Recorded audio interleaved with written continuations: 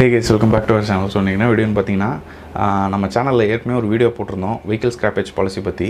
So அது சம்மந்தமாக என்னோடய ஃப்ரெண்ட்ஸ் வந்து ஒரு சில டவுட்ஸ் என்கிட்ட கேட்டிருந்தாங்க. அதை ஒரு வீடியோவே பண்ணிடலாம். ஏன்னா அவங்க கேட்ட கொஷின்ஸ் வந்து ஆக்சுவலாக வந்து என்னென்னா அவங்களோட வெஹிக்கிள் ஸ்கிராப் பாலிசி போகாமல் இருக்கிறதுக்கு என்னென்ன பண்ணலாம் அப்படின்றது தான் என்கிட்ட கேட்டிருந்தாங்க. ஸோ அந்த ஒரு சில டவுட்ஸ் அப்படியே ஒரு வீடியோவே பண்ணிடலாம் அப்படின்னு சொல்லிட்டு தான் அந்த வீடியோ மேக் பண்ணுறேன். ஸோ அவங்க என்னென்ன டவுட்ஸ் கேட்டாங்கன்னா, ஏன்னா என் ஃப்ரெண்ட்ஸ் ஒரு சிலவங்க வந்து இந்த பழைய சாண்ட்ரோ வச்சுருக்காங்க, பழைய ஆல்டோ பெட்ரோல் மாடல் வெஹிக்கிள்ஸு, அதுக்கப்புறம் பார்த்திங்கன்னா பழைய இண்டிகா இதெல்லாம் வச்சுருக்காங்க. ஸோ இந்த வெஹிக்கிள்லாம் இன்னொருத்தர் பார்த்திங்கன்னா பழைய ஹோண்டா சிட்டி வச்சுருக்காரு. ஸோ இந்த பழைய ஹோண்டா சிட்டி இதெல்லாம் வச்சுருக்காங்க. ஸோ அவங்க சொல்ல வர்றது என்னென்னா, இது பெட்ரோல் வெஹிக்கிள் தானே, இது எங்கே பொல்யூட் பண்ண போகுது, நாங்கள் இத்தனை வருஷம் யூஸ் பண்ணிட்டோம், எங்களுக்கு வந்து மெயின்டெனன்ஸ் நல்லா இருக்குது, நாங்கள் நல்லா சர்வீஸ் பார்த்துக்குறோம், கரெக்டாக இருக்குது, எங்களுக்கு இன்றைக்குமே வந்து இது நல்லா உழைச்சிக்கிட்டு இருக்குது அப்படின்றாங்க. எல்லாமே கரெக்டு தான். ஆனால் அது பொல்யூட் பண்ணுமான்னு கேட்டால் கண்டிப்பாக அது பொல்யூட் பண்ண தான் செய்யும். அது டீசல் வெஹிக்கிள் கிடையாது, இது வந்து பெட்ரோல் வெஹிக்கிள், இது எங்கே பொல்யூட் பண்ண போகுது அப்படின்றது கிடையாது. ஸோ இன்றைக்கி நம்ம டாட்டாவில் எடுத்துக்கிட்டோம்னா இப்போ இண்டிகா டிஸ்கண்டினியூ பண்ணிட்டாங்க. ஸோ இது வந்து நான் ஒரு இண்டிகாவை மட்டும் நான் டார்கெட் பண்ணி சொல்கிறேன் அப்படின்றது கிடையாது. ஸோ பழைய சாண்ட்ரோவும் இருக்குது, எல்லாமே இருக்குது. ஸோ இண்டிகா வந்து நான் ஏன் சொல்ல வரேன்னா, இண்டிகா வந்து ஒரு காலத்தில் நம்ம ஊரில் ரொம்ப சக்ஸஸான ஒரு வெஹிக்கிள், மைலேஜ் வந்து பயங்கரமாக தரும். அதுவும் இந்த 2000s பார்த்திங்கன்னா ஒரு கேபுன்னு நம்ம எடுத்துக்கிட்டோம்னாலே கண்டிப்பாக இண்டிகா தான் இருக்கும். ஸோ ஒரு பிஸ்னஸ் பண்ணணும் அப்படின்னு ஸ்டார்ட் பண்ணாலே ஃபஸ்ட்டு வந்து ஒரு கேப் பிஸ்னஸ் ஆரம்பிக்கிறாங்கனாலே அவங்களோட தொடக்கமாக ஒரு வாங்குகிற காரே வந்து ஒரு இண்டிகா தான் இருக்கும். நம்ம ஃபேமிலி ஃப்ரெண்டே ஒருத்தவங்க இருக்காங்க, கேப் வச்சுருக்காங்க. அவங்க ஜைலோ வச்சுருந்தாங்க, டவேரா வச்சுருந்தாங்க, இனோவா வச்சுருந்தாங்க. ஆனால் ஃபஸ்ட்டு அவங்க வாங்கினது வந்து ஒரு இண்டிகா தான். அதுக்கடுத்து இண்டிகோன்னு ஒரு மாடல் வாங்கினாங்க. ஆனால் அவங்க இடிஎஸ் என்னென்னோ வாங்கினாலும் அந்த இண்டிகா வந்து அவங்களுக்கு ரொம்ப ஒரு ஃபேவரட்டான காராக தான் இருந்தது. அது வந்து ஒரு டீசல் மாடல் வெஹிக்கிள். ஸோ இன்றைக்கி எனக்கு தெரிஞ்ச அந்த வெஹிக்கிளும் ஸ்கிராப் பாலிசிக்கு வந்துடும். ஏன்னா அவங்க அதுக்கப்புறம் நிறைய ஜைலோ இந்த மாதிரி அப்கிரேட் ஆகி நிறைய வெஹிக்கிள்ஸ் வந்தது, அது எல்லாமே வாங்கினாங்க, எல்லாமே பிடிச்சிருந்தது. ஆனால் அந்த இண்டிகா மேலே அவங்களுக்கு ஒரு தனி ஒரு அபிப்பிராயம் எப்பயுமே இருக்கும். ஏன்னா அது வந்து அந்தளவுக்கு அவங்களுக்கு பிடிக்கும். அது மாதிரி இல்லாமல் அது மைலேஜும் அவங்கள கேட்டால் நல்லா தரும். பர்சனல் ஃபேமிலியிலே நாங்கள் பார்த்துருக்கேன், இண்டிகா நிறைய பேர் வச்சுருந்தாங்க, இண்டிகோ வச்சுருக்காங்க. ஸோ இது எல்லாமே ஒரு 2008 வெஹிக்கிள் அப்படின்னு நம்ம எடுத்துக்கிட்டோம்னா கூட இன்றைக்கி வந்து ஆல்மோஸ்ட் அது 13 years ஓல்டு வெஹிக்கிள் ஆகிடுச்சு. ஸோ இன்னொரு 7 வருஷ காலகட்டம் தான் அந்த வண்டிக்கு இருக்குதுன்னு அர்த்தம். ஆனால் நான் சொல்கிறது இந்த பழைய சாண்ட்ரோ, அதாவது அந்த 98 அப்படி வாங்கினது, 2000ஸ்க்கு அப்புறம் இந்த 2002 அந்த பீரியடில் வாங்கின அந்த 2000s வாங்கின ஒரு இண்டிகா இன்னும் வாங்கியே ஒரு 15 வருஷத்துக்கு மேலே ஆகுது அப்படின்னு சொல்கிற வெஹிக்கிள். இந்த மாதிரி வெஹிக்கிள் வச்சுருக்கவங்க தான் என்கிட்ட டவுட்டே கேட்டாங்க. ஸோ என் வெஹிக்கிள் வந்து ஒரு 16 வருஷம் ஆயிடுச்சு. ஸோ இது வந்து கண்டிப்பாக இதை வந்து நாங்கள் இன்னும் ஒரு 4 வருஷத்தில் நீங்கள் சொல்கிற கணக்கு படி பார்த்தா, கவர்மெண்ட் சொல்கிற இதுபடி பார்த்தா 4 வருஷத்தில் இது வந்து ஸ்கிராப்புக்கு போயிடுமா, இது வந்து வெஹிக்கிள் ஸ்கிராப் பாலிசிக்கு உள்ளே வந்துருமா, ஏன்னா அப்படின்னு கேட்டால் ஃபஸ்ட்டு அவங்க பண்ண போகிறது என்னமோ கவர்மெண்ட் வெஹிக்கிள்ஸ் தான். அடுத்து தான் நம்ம ப்ரைவேட் வெஹிக்கிள்ஸ் யூஸ் பண்ணிகிட்ருக்கிறதுக்கு வரப்போகிறாங்க. ஸோ அப்படி இருந்தாலுமே நம்ம அதுக்கு தயாராக நம்ம இருந்துக்கணும். ஏன்னா ஒன்று நம்ம வந்து அந்த வெஹிக்கிளை சரி போயிட்டு போகுது, இதுக்கு செலவு பண்ண வேண்டாம், இதை வந்து கொடுத்துடலாம், நம்ம யூஸ் பண்ணுற மட்டுமே யூஸ் பண்ணிவிட்டு ஸ்க்ராப்பு கொடுத்துடலாம் அப்படின்ட்டு ஒரு மனநிலைக்கு நம்ம வந்துடணும். இதுதான் உண்மை. இல்லை இது வந்து நாங்கள் ரொம்ப யூஸ் பண்ணிட்டோம், எங்களுக்கு வேறு காரு இப்போ இன்வெஸ்ட் பண்ணுறதுக்கு பிடிக்கல அப்படின்னு ஒரு பெரிய காரை நாங்கள் இன்வெஸ்ட் பண்ணுறதுக்கு இப்போ ஒரு 4 லட்ச ரூபா முதலீடு வேணும், ஒரு சின்ன ஒரு பேஸ் மாடல் ஒரு பெட்ரோல் கார் வாங்கினாலும் அது எங்ககிட்ட இல்லை அப்படின்னாலுமே அதை நீங்கள் பழைய கார் வச்சுருக்கிறத சர்வீஸ் பண்ணுறதுக்கு உங்களுக்கு ரெடியாக இருந்துக்கணும். ஏன்னா இவங்க கொடுக்குற காலகட்டம் வந்து நீங்கள் என்ன தான் இந்த ஸ்கிராப்பேஜ் பாலிசியில் நீங்கள் போயிட்டு உங்கள் வெஹிக்கிள் பாஸ் ஆகிட்டாலுமே திருப்பி நீங்கள் ரெனியூ பண்ணிட்டு வந்துட்டாலுமே நீங்கள் கட்ட போகிற க்ரீன் டேக்ஸுக்கு அவங்க கொஞ்ச நாள் தான் அந்த டைம் டியூரேஷன் இருக்கும். ரொம்ப ஒரு 5 வருஷம் அப்படின்லாம் கிடையாது. கண்டிப்பாக அது இன்னும் யாருக்கும் தெரியல, பட் அது ரொம்ப ஒரு ஷார்ட் பீரியட் தான் கொடுப்பாங்க. ஏன்னா ஒரு பழைய வெஹிக்கிளை தான் அவங்க ரெனியூ பண்ணி உங்களுக்கு தராங்க. ஸோ அந்த பழைய வெஹிக்கிள்ன்றது கண்டிப்பாக இப்போ வரப்போகிற இன்னும் இப்போ BS6 இருக்குது. ஸோ இன்னும் கொஞ்சம் ஒரு 2 வருஷம் கழிச்சு அடுத்த BS6 வரும். ஸோ அடுத்த ஒரு பாரத் ஸ்டேஜ் எமிஷன் கண்ட்ரோல் வரும். ஸோ அப்படி வரக்குள்ள அவங்க 20 வருஷத்து வெஹிக்கிள் வந்து அப்போ இன்னுமே வந்து இதுவும் கம்பேர் பண்ணால் பழைய வெஹிக்கிள் தான் ரொம்ப அதிகமாக பொல்யூட் பண்ணும். ஸோ இது பொல்யூஷன் கண்ட்ரோல் பண்ணுறதுக்கு தான் அவங்களோட நோக்கன்றதால அவங்க ரொம்ப நாள் அதை தரமாட்டாங்க. ரொம்ப ஒரு கம்மியான ஒரு காலகட்டம் தான் தரப்போகிறாங்க. அதுக்கு நீங்கள் தயாரா அப்படின்றத பார்த்துக்கணும்.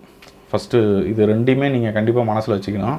ஸோ என் ஃப்ரெண்டு இந்த சாண்ட்ரோ வச்சுருக்கவங்க வந்து இது பண்ணி கேட்டது என்னென்னா, இது வந்து நாங்கள் ரொம்ப பர்ஃபெக்டாக நாங்கள் சர்வீஸ் பண்ணிக்கிறோம், எங்களுக்கு இது வரைக்கும் எங்களுக்கு இதில் இன்னும் அவ்வளோ நல்லா உழைச்சிருக்கு, ஸோ இது வந்து எங்களுக்கு தெரிஞ்சு பொல்யூட் பண்ணுமா அப்படின்ற மாதிரி கேட்டார். கண்டிப்பாக பொல்யூட் பண்ண தான் செய்யும். ஸோ அவர் அது ஒரு பழைய காருன்னு அதை கிண்டல் பண்ணும். எந்த காருமே கொஞ்ச நாள் ஒரு 5 வருஷம் ஆயிடுச்சுனாலே அது பழைய கார் தான். அது வந்து ஒரு அதோட அந்த பழைய கார் தான், அது நான் மாற்று இதுவே இல்லை. ஏன்னா ஒரு 10 வருஷம் அவங்க யூஸ் பண்ணிட்டுருக்காங்கன்னா அந்த காரோட நம்பகத்தன்மை வந்து நம்ம அதை வந்து பாராட்டி ஆகணும். இத்தனை வருஷம் அவங்க சொல்கிறது என்னென்னா, எங்களுக்கு பெருசாக இன்ஜினில் வேலையே வந்ததில்லை அப்படின்னு தான் சொல்கிறாரு அவர். இந்த சாண்ட்ரோ வச்சுருக்கவங்களாகட்டும் எதுவாக இருந்தாலும். அதேமாதிரி அந்த இண்டிகா வச்சுருக்கவங்களும் இது வந்து ரெடியாக நாங்கள் எங்கே போனாலும் எங்களுக்கு லோக்கல் மெக்கானிக்கே ஒருத்தவங்க இருக்காங்க, அவங்களே டீசல் ஒர்க்லாம் பார்த்து கொடுத்துட்றாங்க, ஸோ ஓகே அப்படின்னு சொல்லிட்டு இருக்காங்க. கண்டிப்பாக இதெல்லாம் வந்து நல்ல விஷயங்கள் தான். அவங்களுக்கு வந்து அவங்களோட பட்ஜெட் ஃப்ரெண்ட்லியாக இருக்கிறதுக்கு வந்து நல்லது தான். ஆனாலுமே இப்போ அதை பராமரிச்சுட்டு நீங்கள் உங்களோட தேவைக்கு ஒரு புது கார் தான் போகணும். ஏன்னா திருப்பி அது பழையசை வந்து எங்களுக்கு செலவு பண்ணுறதுக்கு ரெடி இல்லைன்னா கண்டிப்பாக நீங்கள் ஒரு புது கார் வாங்கினீங்கன்னா உங்களுக்கு அந்த பொல்யூஷன் டெஸ்ட்டு இதெல்லாம் தேவையே இல்லை. ஏன்னா லேட்டஸ்ட்டு அந்த பாரத் எமிஷன் கண்ட்ரோல் நார்ம்ஸ் படி வந்துடும் அந்த வண்டி. ஸோ அதுக்குமே கண்டிப்பாக இப்போ திருப்பி நீங்கள் ஒரு மனசில் வச்சுக்கலாம், வண்டி ஒரு 20 வருஷத்துக்கு நமக்கு எந்த பிரச்சனையுமே இல்லை அப்படின்னு சொல்லிட்டு. ஆனால் நீங்கள் பழைய வெஹிக்கிளை ரினியூ பண்ணிங்கன்னா நீங்கள் அதை மைண்டில் வச்சுக்கிட்டே இருக்கணும், ஐயோ இது 2 வருஷம் ஆகிடுச்சு திருப்பி இதை பண்ணணுமே அப்படின்றது ஒன்று இருக்கும். ஸோ இதை நீங்கள் கண்டிப்பாக மனசில் வச்சுக்கணும். பழைய வெஹிக்கிளுன்றது கண்டிப்பாக ஸ்க்ராப்புக்கு போகிற ஒரு விஷயந்தான். ஸோ அதனால் இந்த மாதிரி சாண்ட்ரோ என்னோடய ஃப்ரெண்டு வெஹிக்கிள், அடுத்து பார்த்திங்கன்னா இந்த மாதிரி ஆல்டோ, இந்த மாதிரி வெஹிக்கிள்லாம் ஒன்று நம்ம யூஸ் பண்ணுற மட்டும் யூஸ் பண்ணிவிட்டு ஸ்க்ராப்பு கொடுத்துட்டு அவங்க கொடுக்குற டிஸ்கவுண்ட்ஸ் வாங்கி நம்ம புது வெஹிக்கிளுக்கு போயிடுறது நல்லது ஃபஸ்ட்டு விஷயம். இல்லை இது வந்து நாங்கள் ரெனியூ பண்ணிக்க போகிறோன்னா அதுக்கு எல்லாமே அந்த ஃபிட்னஸ் செக்குக்கு உண்டான செலவு எல்லாமே நீங்கள் பேர் பண்ணிக்கிறதுக்கு ரெடியாக இருக்கும். நீங்கள் ஒரு கேப் வச்சிட்ருக்கவங்கள்ட்ட போயிட்டு எஃப்சி பண்ணுறதுக்கு என்னென்ன காஸ்ட்டு என்னென்ன செலவுகள் இருக்குதுன்னு கேட்டிங்கன்னா கண்டிப்பாக அவங்க சொல்ல போகிறாங்க. அந்த செலவு நீங்கள் தயாராக வச்சுக்கணும். அது வந்து ஒரு வாட்டி பண்ணிவிட்டு அவ்வளோதான் அப்படின்றது கிடையாது. திருப்பி ஒரு 2 வருஷமோ 3 வருஷமோ திருப்பி அதே செலவு நீங்கள் பண்ணுற மாதிரி இருக்கணும். கண்டிப்பாக ஒரு காலகட்டத்தில் உங்களோட அந்த கவர்மெண்ட் வைக்கிற செக்கில் உங்கள் வண்டி ஃபெயில் ஆச்சுன்னா ஸ்க்ராப்புக்கு தான் போகுது. ஸோ அப்போ உங்கள் செலவு பண்ண காசும் போன மாதிரி தான் அது. அதனால் நீங்கள் நல்லா யோசிச்சுக்கோங்க. ஒன்று இப்போ வந்து யாருமே அதை வாங்க போகிறது கிடையாது. இப்போ எல்லாமே வந்து அந்த 20 வருஷம் அந்த வெஹிக்கிளை வந்து ஸ்க்ராப் பண்ணுறாங்கன்றது எல்லாருக்குமே நல்லா தெரிஞ்சு போச்சு. அதனால் பழைய கார் வந்து வாங்குறப்ப கண்டிப்பாக யோசிக்க தான் செய்வாங்க. மேபி ஒரு சிலவங்க இந்த மாதிரி கார் ஓட்டி பழகலாம், போதும் இது வச்சுக்கலாம், நம்ம கொஞ்சம் நாளைக்கு தேவை இருக்குது, ஒரு ஷார்ட் டியூரேஷனுக்கு தேவை இருக்குது, ஓட்டிட்டு அதுக்கப்புறம் பெரிய கார் வாங்கிக்கலாம், புது கார் வாங்கிக்கலாம் அப்படின்ற ஐடியாவில் இருக்கவங்க வேணால் வாங்குவாங்க. ஆனால் அந்த மாதிரி ரொம்ப 20 வருஷம் ஆன வெஹிக்கிள்லாம் கண்டிப்பாக யாருமே இனிமேட்டு ப்ரிஃபரே பண்ண மாட்டாங்க. ஏன்னா நியூஸ் பேப்பர்லேயே வந்துருச்சு, யூடியூப்லேயும் நிறைய வீடியோஸ் இருக்குது. அதனால் இதை எல்லாருமே யோசித்து தான் அதை வாங்குவாங்களே, இந்த புது காரு பழைய கார் அப்படின்றது.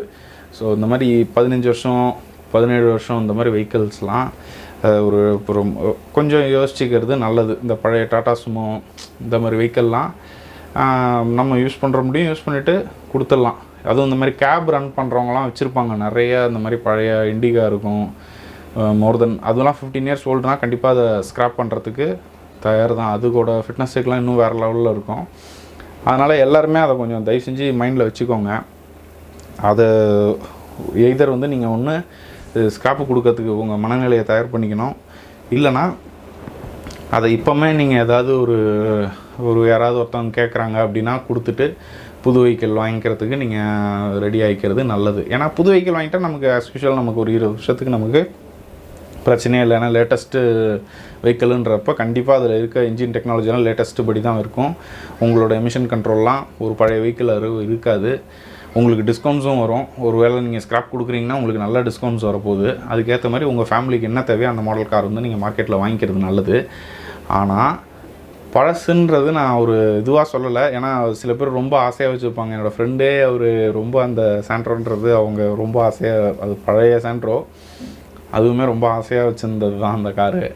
அதை இன்றைக்கி வந்து இல்லைன்னா கண்டிப்பாக அதை ஏற்றுக்கிட்டு தான் ஆகணும். ஏன்னா இப்போ எங்கள் வீட்டிலே ஒரு பழைய Yamaha இருந்தது. ஃபஸ்ட்டு RX-Gன்னு சொல்லுவாங்க, 98 வாங்கினது. ஆக்சுவலாக வந்து இந்த RX-100, அதுக்கப்புறம் இந்த RX-135, அதுக்கப்புறம் RX-Gன்னு ஒன்று இருந்தது. அதை வந்து ஒரு 2019க்கு முன்னாடி தான் அதை விற்றோம். அதுவுமே எங்கள் ஃபேமிலி ஃப்ரெண்ட் ஒருத்தர்கிட்ட தான் கொடுத்தோம். அவருமே அதை ரெடி பண்ணி இன்னொருத்தர்கிட்ட விற்றுட்டார். ஸோ அதெல்லாம் கண்டிப்பாக ஸ்க்ராப்புக்கு தான் போகும். ஸோ இது வந்து அதெல்லாம் 20 வருஷம் ஆயிடுச்சு. அதுவும் 2 ஸ்ட்ரோக் வண்டி. அது கண்டிப்பாக அது இப்போ ஸ்க்ராப்புக்கு போக தான் போகுது. அது மாதிரி இப்போ இது மட்டும் கிடையாது, அது ரெனியூ பண்ணி வச்சுக்கலாம் வேணாம். ஓகே, டூ வீலருன்றதால அது அந்த எமிஷன் இதெல்லாம் பார்த்துட்டு நம்ம ஃபஸ்ட்டு வந்து எப்படியா இருந்தாலும் கவர்மெண்ட் வெஹிக்கிள்ஸ் தான் பண்ண போகிறாங்க. அதனால் டூ வீலருக்கு அது கிடையாது அப்படின்றது கிடையாது. கண்டிப்பாக அதுவும் ஒரு நாள் எமிஷனுக்கு இந்த எமிஷன் செக்லாம் ஃபெயில் ஆச்சுன்னா கண்டிப்பாக அதையும் தூக்கி ஸ்க்ராப் பண்ண தான் போகிறாங்க. ஸோ அதை வந்து இன்னும் யாரும் பெருசாக பயப்படல. டூ வீலருக்கு யாரும் பெருசாக இன்னும் அதை பெருசாக பயப்படல. டூ வீலர்லாம் யார் பண்ண போகிறாங்க? வெஹிக்கிள்னால் எல்லாம் ஒன்று தான், எல்லாத்தையும் கொண்டு வர தான் போகிறாங்க.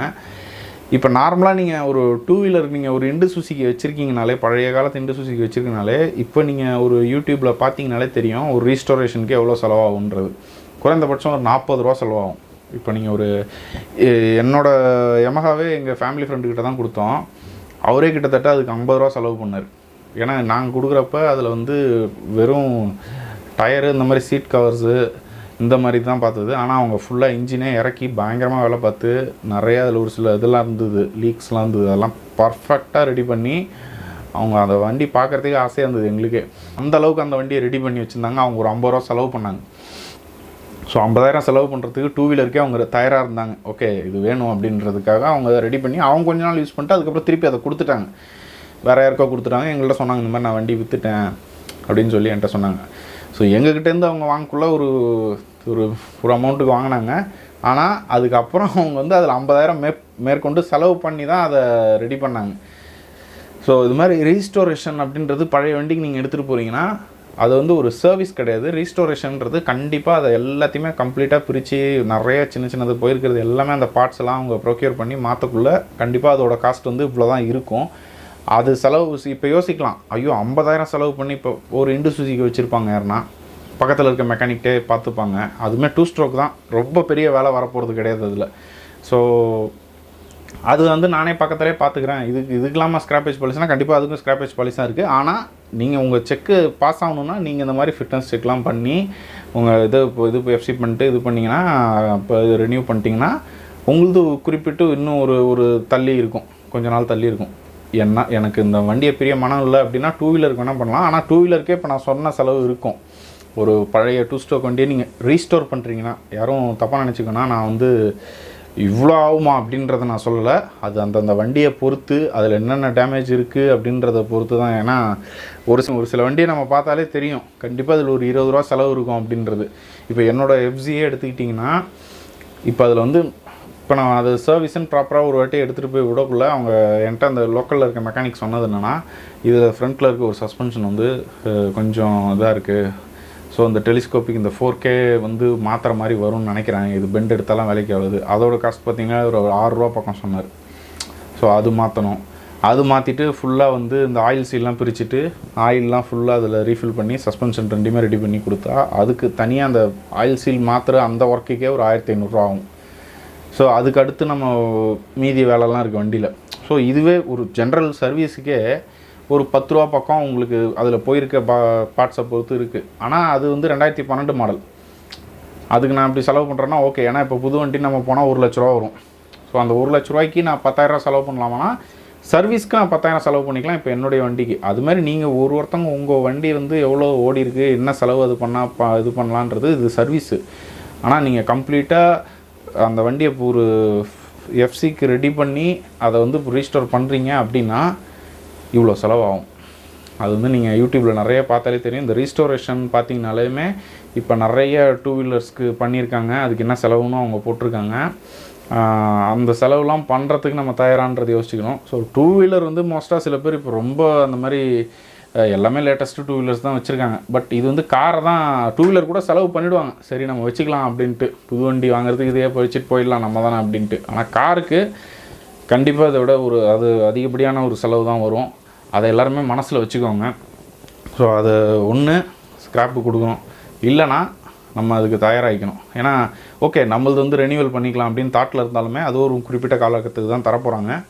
அதுக்குமே நீங்கள் தயாராக இருந்துக்கணும். அது திருப்பி செலவு பண்ணுறதுக்கு. அப்படி ஓகே இது எல்லாமே எனக்கு ஓகேன்னா நீங்கள் அதை கண்டினியூ பண்ணிக்கலாம். இல்லைனா அதை யூஸ் பண்ணுற முடியும் யூஸ் பண்ணிட்டு ஸ்க்ராப்பு கொடுத்துட்டு கொடுக்குற டிஸ்கவுண்ட் வாங்கி புது வெஹிக்கிளுக்கு இன்வெஸ்ட் பண்ணிவிட்டு போயிடலாம். ஸோ இதுதான் கைஸ், இந்த வீடியோ வந்து கொஞ்சம் யூஸ்ஃபுல்லாக இருந்திருக்கும்னு நினைக்கிறேன். கண்டிப்பாக நான் அந்த ஃப்ரெண்டை வந்து இது பண்ணுறதுக்கு நான் சொல்லவே இல்லை. ஏன்னா அவங்க வச்சுருக்க சாண்ட்ரோ வந்து நான் ஒரு கிண்டல் பண்ணும், இது என்னோட பழைய கார் அப்படின்றது கிடையாது. ஏன்னா ஒரு காருன்றது நம்ம கொஞ்ச நாள் வச்சுட்டாலே அது நம்ம வீட்டில் ஒன்று அப்படின்ற அளவுக்கு தான் எல்லாருமே ரொம்ப ஒரு பிடிச்ச ஒரு பொருளாக தான் பார்ப்பாங்க. 2 வீலராக இருக்கட்டும், எந்த ஒரு வண்டியுமே அவங்க வீட்டில் அவ்வளோ ஏன்னா எல்லாருக்குமே அது ஒரு ஃபேவரட்டாக இருக்கும். அதனால் அவங்களுக்கு நிறைய நல்லது நடந்திருக்கும்.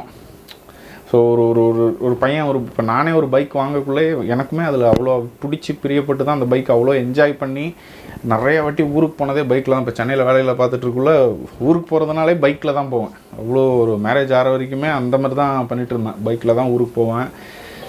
ஸோ அந்த மாதிரி ஒரு பிடிச்சி பண்ணுறது அது மாதிரி இருக்காது. கொஞ்சம் அந்த மாதிரி ஸ்க்ராப் திடீர்னு கொடுங்க நாங்கள் கொண்டு போய் உடைய போகிறோம் அப்படின்னா எல்லாருக்குமே ஒரு இதுதான் இருக்கும். அது மாதிரி காருன்றது அதுவும் அந்த 90s பீரியடில் இருக்கவங்களுக்குலாம் அந்த காருன்றது அவ்வளோ ஒரு இதுவாக இருக்கும். ஸோ ஓகே கார் நம்ம வீட்டில் இருக்குது அப்படின்னு சொல்லிட்டு. ஸோ அதெல்லாம் பிரியறதுக்கு வந்து இப்போ கொஞ்சம் இதுவாக தான் இருக்கும். பட் எப்படியா இருந்தாலும் அதை ஒரு நாள் உடைக்க தான் போகிறாங்க. அதை வந்து நீங்கள் இப்போயே தயாரிக்கிறது நல்லது. So thank you guys, see you next video, by.